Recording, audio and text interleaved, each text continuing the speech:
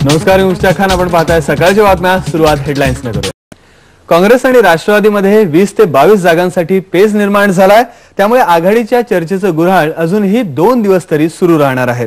त्यातही आघाडीच्या उमेदवारांची यादी पितृपक्ष संपल्यावरच जाहीर होईल असंच दिसतंय.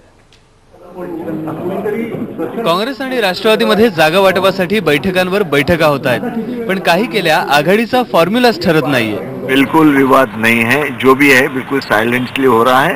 2 दिन में अच्छी चर्चा हुई, 80% काम हुआ है. थोड़ा जो रहा है तो कल हो जाएगा. अजून संख्येवर चर्चा नाही. आम्ही मतदारसंघ निहाय चर्चा करतोय. आज आमची साधारणतः 50% चर्चा झालेली आहे. अजून एखादा दुसरा दिवस आम्हाला बसावं लागेल. काँग्रेस आणि राष्ट्रवादीमध्ये साधारणतः 20 ते 22 जागांवर जोरदार रस्सीखेच सुरू आहे. मुंबई, नाशिक आणि पुण्यासह सबंध पश्चिम महाराष्ट्रातल्या बहुतांशी जागांचा त्यात समावेश आहे. त्यामध्ये पुण्यातील इंदापूर आणि शिवाजीनगर, सोलापुरातील बार्शी, मुंबईतील गोरेगाव आणि मानखुर्द शिवाजीनगर सारख्या जागांचा तिढा निर्माण झालाय. मुंबईतला कलिना मतदारसंघ तर कळीचा मुद्दा बनलाय. नहीं, अभी तो वहां तक हम पहुंचे ही नहीं. अभी तो हम 160-170 नंबर से जा रहे हैं.